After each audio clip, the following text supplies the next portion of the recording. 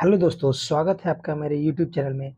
आज बीपीएससी की एमवीआई का जो एग्ज़ाम हुआ है, उसका जनरल स्टडीज़ के क्वेश्चन पेपर को हम लोग आज उसका आंसर को चेक कर रहे हैं। तो पहला प्रश्न है कि किसी राज्य में राष्ट्रपति शासन की घोषणा के निम्नलिखित में कौन से परिणामों का होना आवश्यक है? तो इसका आंसर होगा डी। ऊपर से जो तीनों परिणाम हैं, ये तीनों सही होगा। और इसमें अगला क्वेश्चन है कि राज्य दिया हुआ है और इसमें संबंधित राज्यसभा का सीटों का आवंटन बताना है। तो पहला का तमिलनाडु का हो गया, आपको 18 हो गया। ए का 4 देख लीजिए, ए का 4 किसी में नहीं है, तो यही आपका आंसर है, बाकी सब मिल रहा है। तीसरा है 73वां संविधान संशोधन में कौन कौन इसमें लागू था? तो नगर पंचायत को छोड़ के आपको 1 2 3 जो है, यानी इसका आंसर बी हो गया। बी इसका सही आंसर है। चौथा प्रश्न है संविधान का अभिरक्षक, तो इसका सभी जानते हैं हम लोग, सुप्रीम कोर्ट। पांचवा नंबर है जो अनुच्छेद दिया हुआ है और उसके प्रावधान दिए हुए हैं, तो आर्टिकल 215 जो है वो संबंधित है आपको उच्च न्यायालय के अभिलेख न्यायालय से संबंधित है, जो कि इसमें ए भी दिया हुआ है और डी दोनों में है। आर्टिकल 222 जो है वो किसी न्यायाधीश का एक उच्च न्यायालय में दूसरे उच्च न्यायालय में अंतरण से संबंधित है, इसलिए इसका आंसर हो जाएगा ए।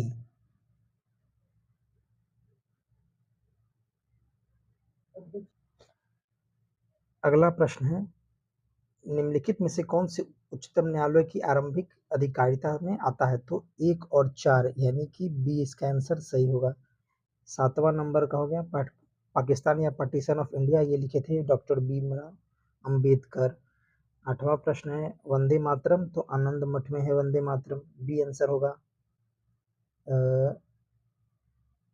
9वां प्रश्न है कि सूची दिया हुआ फिल्मों का और उसके निर्देशक, तो इसका आंसर डी होगा।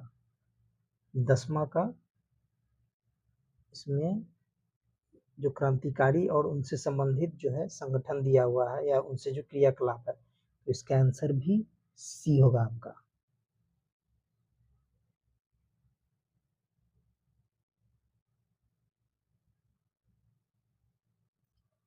अगला प्रश्न है पुलिस कमिश्नर रैंड की हत्या कौन किया था? तो चापेकर बंधु, यानी डी इसका आंसर है। 12वां का मराठी में अवंतिका बाई गोखले द्वारा लिखित महात्मा गांधी की जीवनी की प्रस्तावना किसने लिखा था? तो श्रीपत दामले ने, डी। 13वां का हो जाएगा 2 और 4 दोनों संबंधित है, दोनों सही है कथन। 14 नंबर का हो गया B R Ambedkar B D Savarkar ने 1857 की क्रांति को स्वतंत्रता का युद्ध बताया था, केवल यही सत्य है, तो इसका आंसर सी हो जाएगा।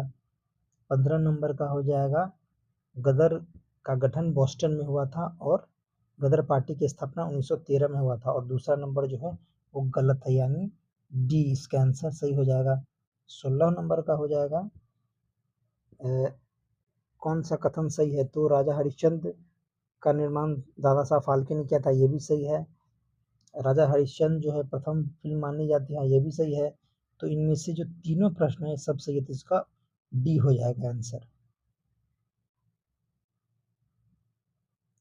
अगला प्रश्न है कि भारत पर हून वंश का आक्रमण किसके शासन काल में हुआ था? तो इसका आंसर बी हो जाएगा, स्कंदगुप्त के शासन काल में। मंदसौर प्रशस्ति किस शासक की उपलब्धियों का वर्णन है? तो 18वां का ए, इसका भी स्कंदगुप्त होगा। फाहियान जो है उसका वृत्तांत जो है एक अस्पताल का विवरण है, उसमें किस अस्पताल का है? तो पाटलिपुत्र, टी हो गया इसका आंसर।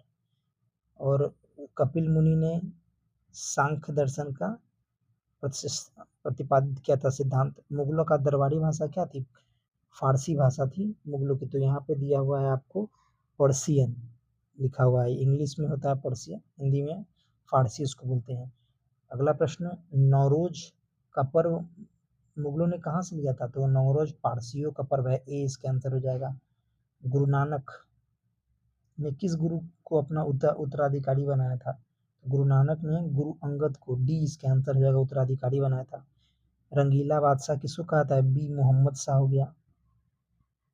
सिंध किस ब्रिटिश द्वारा विजित किया गया? तो चार्ल्स नेपियर द्वारा सिंध पे विजय प्राप्त किया गया, बी इसका आंसर हो गया। जेम्स एंड्रू रामसे किस गवर्नर जनरल का असली नाम था? तो ये लॉर्ड डलहौजी का असली नाम क्या था? James Andrew Ramsay. अगला प्रश्न है, दिया हुआ है कि कौन इनमें से सही सुमेलित नहीं है? तो कैंपोज ब्राजील में है, लानोज वेनेजुएला ये भी सही है, ग्रान चाको उत्तरी अर्जेंटीना ये भी सही है, विल्ड जो है वो साउथ अफ्रीका का घास का मैदान है, इसलिए डी यहाँ पे गलत है। 28 नंबर, इनमें से कौन सा सही नहीं है? तो भूमध्य रेखा अफ्रीका के लगभग 2 समान भाग में बांटती है, ये भी सही है। पेटागोनिया बहुत कम वनस्पति ठंडा रेगिस्तान है, ये भी सही है। टेंगानिका झील अफ्रीका की सबसे बड़ी झील है, ये भी सही है।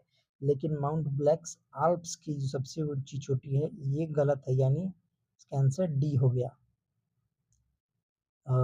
जनजाति और देश दिया हुआ है, इसमें सही कूट लगाना है। तो सबसे पहले जो चीन जनजाति है, अभी आप लोगों ने सुना होगा, चीन जो है म्यांमार की एक जनजाति है, इसी से पता चल जाता है। पहला आंसर सही है, तो डी जो है इसका आंसर सही होगा 29 का। 30वां नंबर है, कौन सा एक सही नहीं है ये बताना है? तो मलक्का जलडमरूमध मलेशिया और सुमात्रा के बीच स्थित है, सही है। मकसर जलडमरूमध बोर्नियो और न्यूजीलैंड के बीच स्थित है, ये गलत है, इसका आंसर बी हो जाएगा।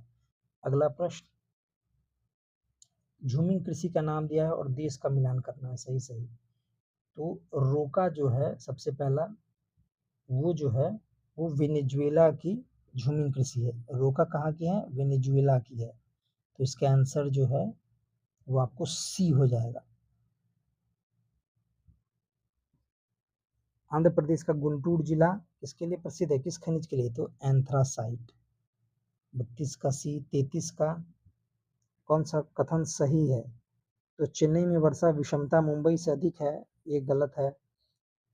पश्चिमी विक्षोभ भूमध्य सागर से उत्पन्न होती है, ये भी सही है। और चेन्नई में वर्षा विषमता मुंबई से अधिक है, ये भी सही है।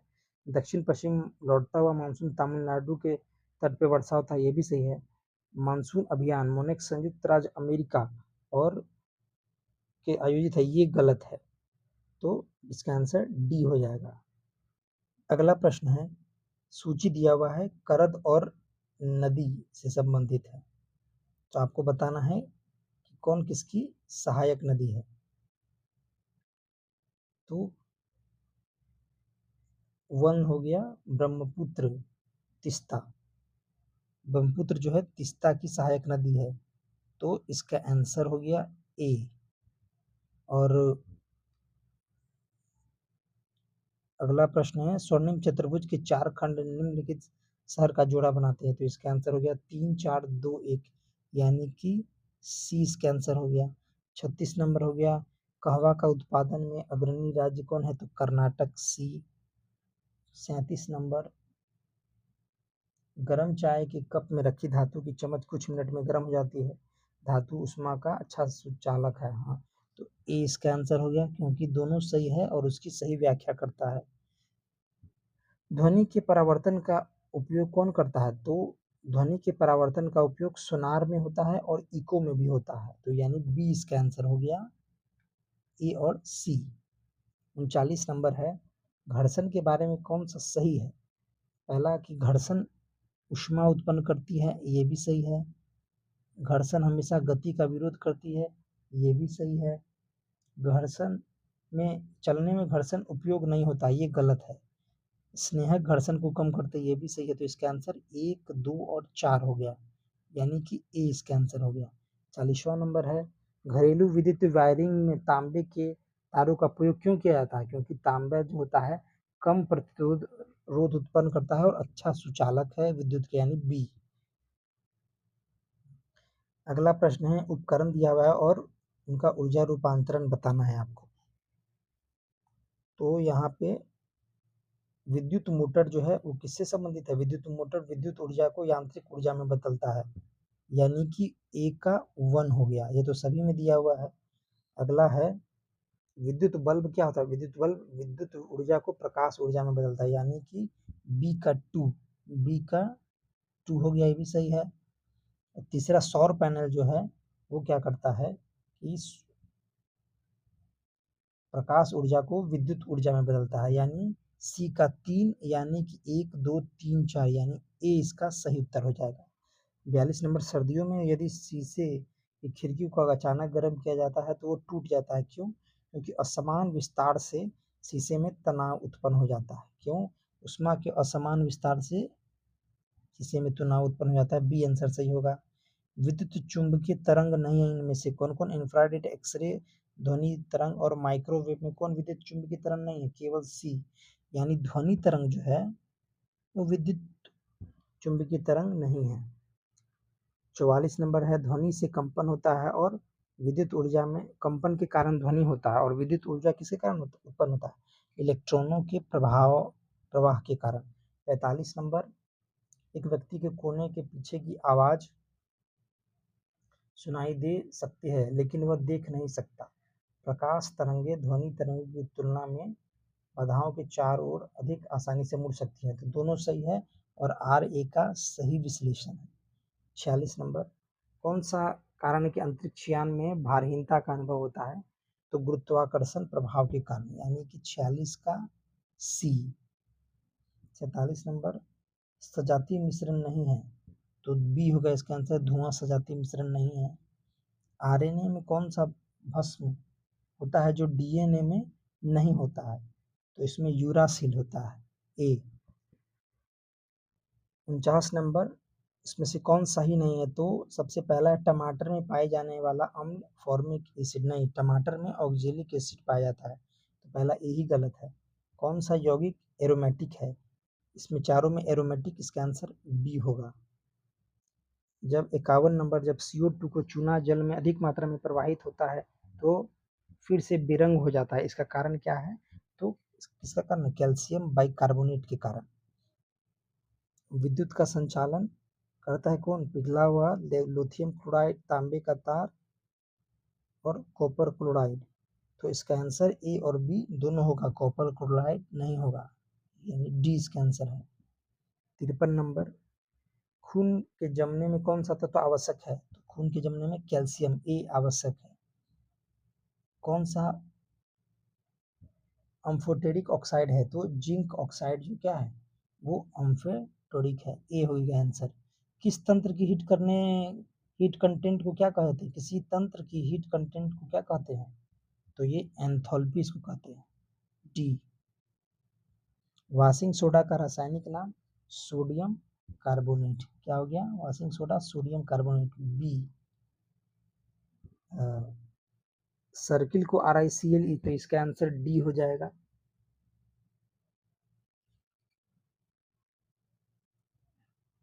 3 7 15 31 63, तो दोगुना करके में एक बढ़ते जा रहा है, तो बी। 58 का बी 127 हो जाएगा। इसका 59 का हो जाएगा सी, पोता। इसका आंसर हो जाएगा 60 नंबर का डी। 61 नंबर का ए हो जाएगा, यानी ई आंसर होगा, ए ऑप्शन है। 62 नंबर का हो जाएगा दिशा का उत्तर दिशा हो गया, आंसर बी। 63 का सी हो गया आंसर। 64 का 6 आंसर हो गया, यानी डी। और 65 नंबर जो है दोस्तों, इसका आंसर आप लोग कमेंट में रिप्लाई करिए, ये आपके लिए मैं छोड़ के जा रहा हूँ। 66 नंबर का आंसर सी हो गया, 24। 67 का हो गया मोदी मोमेंटो संग्रहालय की स्थापना कहाँ है? गुजरात, ए। अंतरिक्ष अंतर्राष्ट्रीय क्रेता विक्रेता बैठक की मेजबानी कहाँ होगी? तो उत्तर प्रदेश, सी में। वित्तीय वर्ष 2024-25 में खाद्य संग्रहण सूक्ष्म खाद्य प्रसंस्करण उद्यम औपचारिकरण योजना के क्रियान्वयन में कौन सा शीर्ष रहा? तो उत्तर प्रदेश, यानी डी। 70 नंबर का, बिहार नालंदा विश्वविद्यालय के कुलपति संभालने वाले सचिन चतुर्वेदी किस क्षेत्र के विशेषज्ञ है? तो अर्थशास्त्र के विशेषज्ञ है, बी। किस राज्य सरकार ने हाल ही में हीट वेव सन स्ट्रोक्स और सन बर्न्स को राज्य असामान्य आपदा घोषित किया? तो तेलंगाना, डी इसका आंसर हो जाएगा। 72 नंबर, किस वित्तीय संस्थान ने अपनी स्थापना का 90 वर्ष पूरा किया? तो RBI ने 90 वर्ष पूरे किए हैं। 28 मार्च 2025 को भूकंप के कारण कौन सा ऑपरेशन शुरू किया था भारत सरकार ने मदद करने के लिए? तो ऑपरेशन विष्णु ने। किस देश ने 22 से 28 मार्च 2025 तक तीसरे मध्य एशिया युवा प्रतिनिधि मंडल की मेजबानी की? तो भारत। श्री ज्योतिरादित्य सिंधिया मार्च माह में आयोजित मोबाइल वर्ल्ड कांग्रेस में भारत का प्रतिनिधित्व किया। यह कहाँ आयोजित किया गया था? तो स्पेन में। भारत और जापान के बीच पर्यटन सहयोग पे संयुक्त कार्य समूह की बैठक कहाँ हुआ था? तो ये दिल्ली में आयोजित किया गया था। भगवान महावीर के जन्म के सम्मान में नवकार महामंत्र दिवस कहाँ मनाया गया? उद्घाटन किसके द्वारा किया गया? तो द्रौपदी मुर्मू द्वारा। हाल ही में किस बॉलीवुड अभिनेता केंद्रीय खेल मंत्री मनसुख मंडाविया ने फिट इंडिया का आइकन बनाया गया? तो आयुष्मान खुराना को बनाया गया फिट इंडिया आइकन के रूप में सम्मानित किया गया। हैदराबाद में मिस वर्ल्ड 2025 का ताज किससे पहनाया गया? तो क्रिस्टीना पिजकोवा मिस वर्ल्ड 2025 का ताज दिया गया। खेलो इंडिया यूथ गेम्स बिहार में कितना पदक जीता? तो खेलो इंडिया यूथ गेम्स में बिहार ने 36 पदक जीते हैं। हाल ही में कौशल विकास मंत्रालय जो महिलाओं के लिए एआई करियर शुरू किया है, तो किसके साथ मिलके? तो माइक्रोसॉफ्ट के साथ मिलके। विकसित भारत 2047 का क्या अर्थ है? इसका अर्थ है विकसित भारत। नीचे दो कथन दिए गए हैं, एक का भी कथन ए है, दूसरे का कारण ए है। प्रधानमंत्री किसान सम्मान निधि एक केंद्रीय क्षेत्र की योजना है जिसका 100% पोषण भारत सरकार करती है। बिल्कुल सही है। इस योजना के तहत सभी भूमिधारक किसान परिवारों को 6,000 रुपया मिलता है साल में 3 किस्तों में। दोनों सही है। और सरकारी योजना दिया गया है और इसका तिथि दिया गया है। तो सबसे पहले जान लीजिए, प्रधानमंत्री जनधन योजना जो है वो 2014 में शुरू हुआ था। तो इसमें चारों ऑप्शन जो है इसका ए का 4 हो जाएगा, ए का 4 यानी इसका आंसर बी हो जाएगा। अगला प्रश्न है, जब आर्थिक विकास में वृद्धि होगी तो राष्ट्रीय आय में तृतीय क्षेत्र का हिस्सा क्या होगा? उसका हिस्सा जो है बढ़ेगा। निम्नलिखित में से कौन सा भुगतान संतुलन में चालू खाते की रचना नहीं करता है? तो प्रत्यक्ष एफडीआई जो है ये चालू खाते का रचना नहीं करता है। बी इसका आंसर हो गया। ग्रामीण ऋण के संस्थागत स्रोत नहीं है, तो घरेलू बैंकर जो है ग्रामीण ऋण के संस्थागत स्रोत नहीं है। बाकी तीनों जो है वो ग्रामीण ऋण के संस्थागत स्रोत है। तो नई औद्योगिक नीति 1991 का मुख्य प्रस्ताव क्या था? इसका मुख्य प्रस्ताव था कुछ उद्योगों को छोड़कर सभी उद्योगों के लिए औद्योगिक लाइसेंस को समाप्त कर दिया जाना। अगला प्रश्न है, 2000 भारत ने 2000 से 2024 के बीच शुल्क योग्य वस्तुओं पर औसत प्रशुल्क दर की कमी की है। कितना? 48.9% से 17.3%। 20 का आंसर होगा। 2024 में विदेशी मुद्रा भंडार में भारत की रैंकिंग क्या थी? तो इसका आंसर डी होगा, चतुर्थ। विश्व में सीमेंट उत्पादन में भारत का स्थान दूसरा है। 2000 राष्ट्रपति शंकर दयाल शर्मा का कार्यकाल था 1992 से 1997 तक। अनुच्छेद 368 जो है संविधान के संशोधन नहीं किया जाता है इनमें से, तो सदनों के मध्य असहमति होने पर संयुक्त बैठक बुलाई जा सकती है। इसका आंसर बी हो गया 93 का। 94 नंबर कुछ सूची दिया हुआ है और उनके आर्टिकल दिए हुए हैं, तो इसका हो जाएगा बी सही उत्तर है। भारतीय संविधान की 10वीं अनुसूची किससे संबंधित है? तो दल परिवर्तन से, दल बदल से संबंधित है, बी। भारत के राष्ट्रपति द्वारा निम्नलिखित में से कौन सी नियुक्ति वारंट के तहत उनके हस्ताक्षर और मुहर के साथ की जाती है? तो इसमें के चारों ऑप्शन सही है, 1 2 3 4 सही होगा। और उसमें वैधानिक निकाय कौन कौन है? चारों दिया हुआ है। तो इसमें मानवाधिकार आयोग और अल्पसंख्यक आयोग जो है वो वैधानिक निकाय है। तो इसका आंसर डी हो गया।